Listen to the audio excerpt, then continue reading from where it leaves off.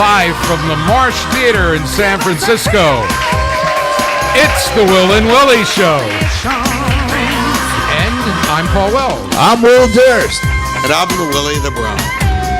And our guest joining us in this segment is a born and raised San Franciscan, unlike the rest of us up here. Dude, a former Bay Guardian staff writer who is now a political columnist at the San Francisco Examiner.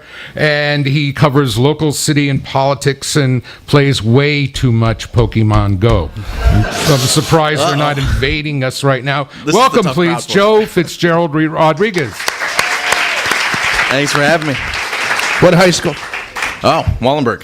Wallenberg. Yeah, Masong. See, everyone, when you go around city government, they're like, oh, S.I., S.H., Yeah. Lowell. Yeah. We had a little school, very bad baseball team.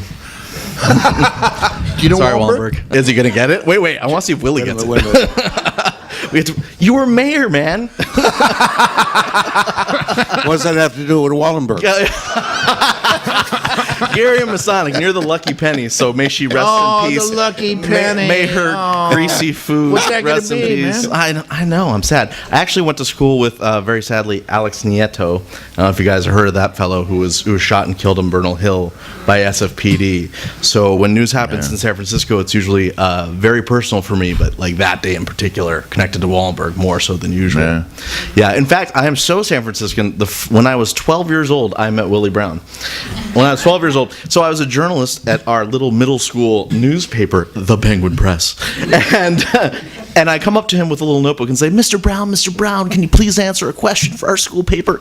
And he goes, oh my God, they make miniature versions of you vultures now.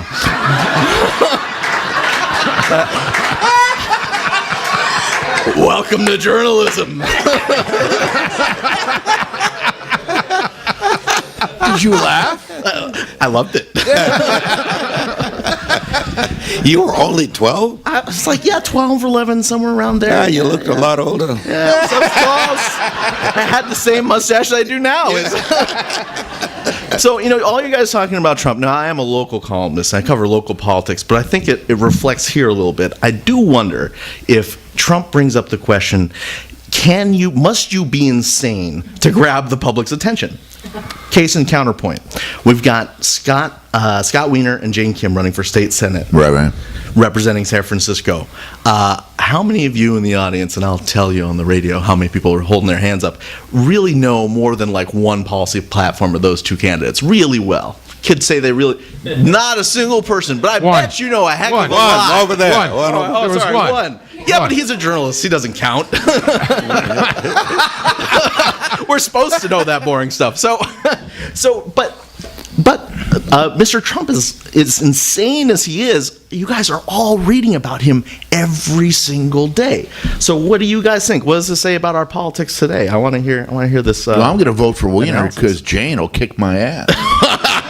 That's all I know about her. That's what the ad Taekwondo says. spot. That's what the ad Excellent. says. Yeah. This is the reference to the Taekwondo ad for those of you who haven't seen. Yeah, she's a black belt. She's a black belt. That was one of the better political ads. It was. Really was. It was different from anything anybody had ever done, and using it in a way in which the next photograph you see of Scott, you know damn well that's a good ad. He's 6'7", and he weighs 98 pounds. Yeah.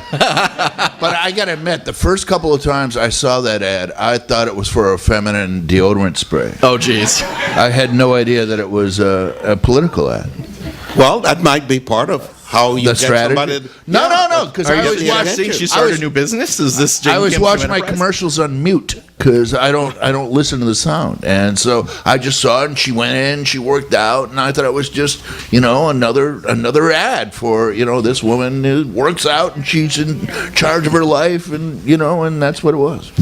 Do you guys think anyone will be able to cut through the noise and really see anything that's going on the? I mean, we got a ballot. I don't know if everyone's seen this. How many propositions are on our ballot? This is A to X. They left out every letter. They have every letter except for Y and Z, and then they do like a double R for one of them. That's how many ballot measures we have. We're voting on cops. We're voting on education. We're voting on all sorts of things. It's really voluminous. I wonder.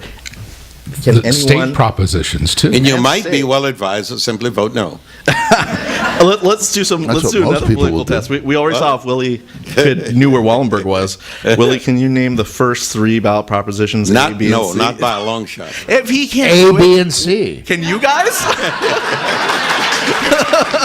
I could name them. Willie. I could name 24 of them. Not only that, we're talking about August, and you really don't have anybody focusing attention on politics this early in the season. No, you still got the One thing that Olympics. has happened with the Trump number and the Trump factor has prompted an earlier amount of attention being devoted to the world of politics. You don't get this kind of thing going this early in the season. It only happens when you start the cartoons and all the things that you do to attract attention, the billboards, and you start inundating people with radio ads and robocalls. Then you begin to get somebody actually checking in. But reading the stuff at this time, there's got to be something wrong with you. Well, they did this weird thing this year. Both conventions decided to go before the Olympics. Most of the time, they're after the Olympics, and so they're in August. And then now we have the Olympics. We get another week of the Olympics, and then kids are being sent off to school, and then it's Labor Some of them Day, already and done then it. football starts, and then it's baseball playoffs. But you watch right around Halloween, people are going to start paying attention.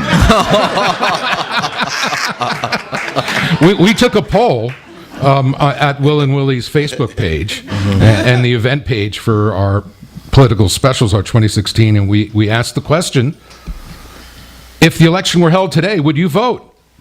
Would you vote? Which is just to take off on the bizarre question of if the election were held today with polls that are coming out now in August, you can't tell anything about what's going to be happening in November. And, we had 100% said yes. All 2 people that voted. That responded, yes. Yeah. What do you think, Mr. Rodriguez? What do you think that the most pressing proposition facing the denizens of the 415 area code would be? Well, I think there's a few. One about accountability for the police, like the idea that the OCC right now, that's the Office of Citizen Complaints, is really tied into SFPD as it is. And this is a proposition by Malia Cohen, who was heavily fought over. And the idea that we need that body to be truly independent and to make independent recommendations about police. I'll go back to that friend of mine, Alex Nieto. Alex Nieto, who was shot down in a hail of 52 bullets. There's a lot of complaints that come before that body, and a lot of analysis by my colleague Jonah Lamb at the Examiner, who's a police reporter, has found that there's not a lot of complaints that are found verified. Because, now get this, OCC gets a complaint from you, the citizenry. They process the complaint, they make a recommendation. The final say is the chief who's in charge of those cops, the chief who's accountable to the Police Officers Association. But if the chief can put the kibosh on a complaint, it looks like he or she will, because they have. So to remove that element, to have them be somewhat independent, is extremely important. And when people say in San Francisco, you hear this a lot, well, progressives and moderates, they're not all that far apart. We're all Democrats. But there were a lot of people really divided on how to handle the police here in the city, and that was a big divide, worthy of attention. A lot of this stuff is real worthy of attention. It's just kind of a shame that Trump sucks up all the air in the room. You know what I mean? Yeah, that, and there's another one for, I'm really curious what Mr. Brown thinks about this, a public advocate position, someone to weigh the power of the mayor. We have, I don't know if you guys know, a strong mayor system in San Francisco, as Mr. Not really. Brown enjoyed. Not really. You had a strong mayor. Zing! No. Starting with the success of Chris Daley in that crowd, you begin to try to weaken the mayor's position. You started the process of having the Board of Supervisors select people to serve in the executive branch. Sure. You've got a city attorney who is allegedly the lawyer for the whole city, theoretically, and for every agency of the city. Right. But each one of the lawyers that works for him reports to him, not to the city, not to the mayor. So you don't really have a strong mayor anymore in this town. period. And believe me, I don't think you get anything with a so-called public advocate. That was the question you asked me. I believe that that is a very bad idea. The mayor ought to be the public advocate. Wow. So, far be it from me to disagree with a man who's the smartest man in any room he walks into. I'm sure his IQ is about 100 times above mine. But I do wonder, when we have commissions... Not 100 times. 100 10 points, times, perhaps, you but know. not 100 times. Yeah, we have a commission system right now in the city, right? So we have commissions that decide projects, planning projects, oversee the MTA. Some of these commissions aren't split, and some of them are, but in favor. Now, most of them are. Most of them In are. favor There are of only the one or mayor, two. though. There are only one or two that are left, and believe me, the poachers, the board of supervisors, is trying their best to get involved and making a choice as to who those people are. For an example, Right. on the significant ones, city planning, which does all of the land use process and what have you, that's a split operation, and it's interesting in that only the mayor's appointees has to go through the approval process. The Board of Supervisors do not have to go through the approval process, and in some cases, they're singularly appointed by only the president of the Willie, Board of I Supervisors. am so glad you brought up the Planning Commission. I did so the Planning Commission is the most heavily lobbied commission in the city. They get so many money holding lobbyists going up there, asking them questions, asking what projects they'll approve for big multi-million dollar projects in the city. The big sky towers are coming up in our neighborhoods. So the Planning Commission is split. Including the one that was sinking? Including the one that was thinking, yes. And so they're 4-3 split in favor of the mayor's appointees right now, which means he has a majority when he wants it, for the most part. We're talking about whether or not we have a strong mayor system, right? That's the whole point of what we're talking about. I did a sunshine request of the commissioners, and I think one of Willie's sayings, I love the saying, E is for evidence. And I found some great evidence. It was a text message to a planning commissioner during a meeting. She was taking a vote, a controversial vote, on whether to curtail powers of Airbnb or to recommend to curtail those powers to the Board of Supervisors. And in that controversial vote, she broke off with the mayor majority. She broke off and voted with the supervisor split to actually curtail some of their power. That was a big deal. That almost never happens, to break off with your majority. And then somewhere in the middle of the meeting, she asked, "Can I change my vote?" I was wondering, why did she ask to change her vote? So I sunshined the text messages, and she got a text message from the mayor's commissions person saying, "Hey, we agreed earlier when we talked before that you would vote this certain way. Why'd you vote differently than we agreed to?" And then the commissioner wrote back, "Oh, don't worry, I'll go back and change my vote." So do we have a strong mayor system? I'm pretty sure when the mayor's office can send a text message to a commissioner on a commission whose job it is to recommend things to the board and the mayor to change her vote, that we've got a strong mayor system. No. And it's there. No. Let me tell you, if he had all 7, he wouldn't need to. Wasn't lobbying hard That's enough. strong. Now that's what you got. You always have to have an extra vote for double cross. On the Will and Willie Show, of course, Willie Brown and Will Durst and Joe Fitz. Joe gotta write Fitzgerald that down. Rodriguez from Examiner. How about state propositions, since our show goes out? Are we going to legalize To the marijuana? What do you hinterlands. guys think? Is that going to happen? Absolutely. Because we've been in a position for, 12, 13, 14 years with medical cannabis. And we have developed a series of regulations in many jurisdictions where medical cannabis is allowed, like San Francisco, and we treat every aspect of that development and the selection of who runs them and what have you, as we do many other things, and it's worked very well. I would think that we're going to have the same kind of process happening with reference to recreational cannabis.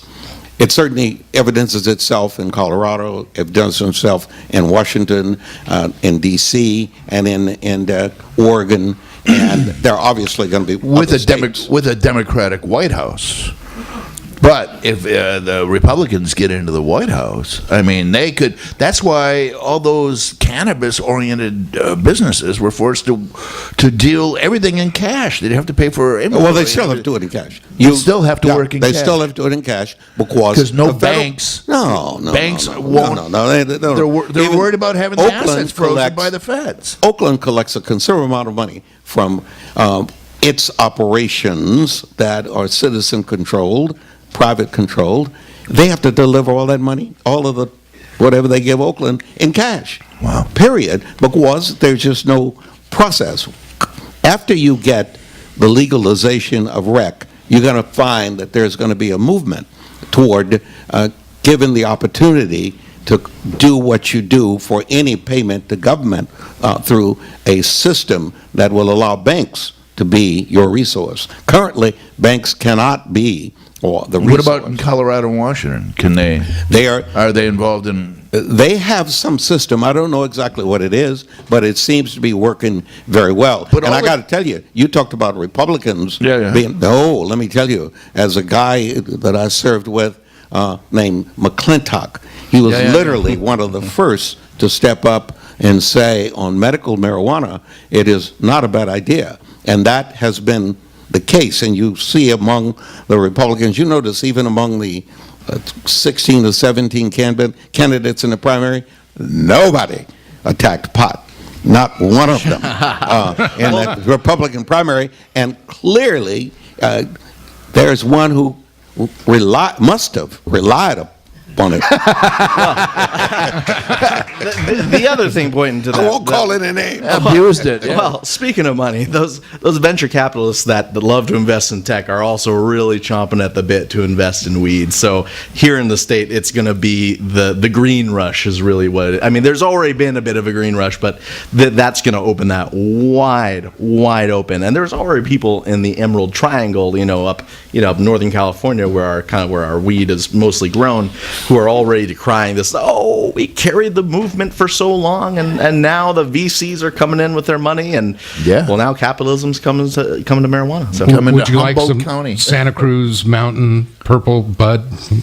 absolutely. Joe, before we go to our segment where the audience asks the Q&A, do you have a question you'd like to I ask? did. So I asked my readers in my paper and on Twitter and on Facebook if they had questions for Willie.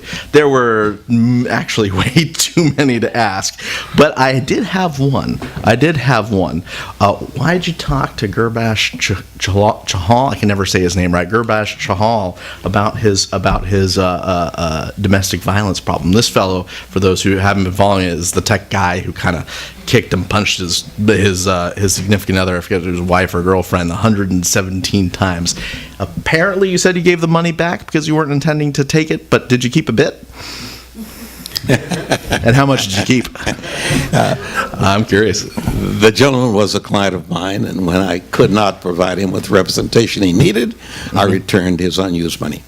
What was the used money? That he gave to me. 'Cause, the only kind of money I get is used money. As long as And there's it's some the only cigars kind in there or It's the only something. kind I would ever take. I never get the new money. You have any less inflammatory questions? Joe Fitzgerald Rodriguez? Well, hey, I'm a journalist. It's my job. If I didn't, they would have kicked me off the paper. One, have you played Pokemon Go yet? Pokemon Go. I don't even think Willie uses a cell phone, really, but He has no email address. For that very reason that it's you for spoke evidence. of earlier. Yeah. I actually call people up and talk to them. Yeah. You're so old school. I don't have it. Yeah. I don't- you have not played. On that note, I'm Paul Wells of the Will and Willie Show, and we'll be right back. America, still the place.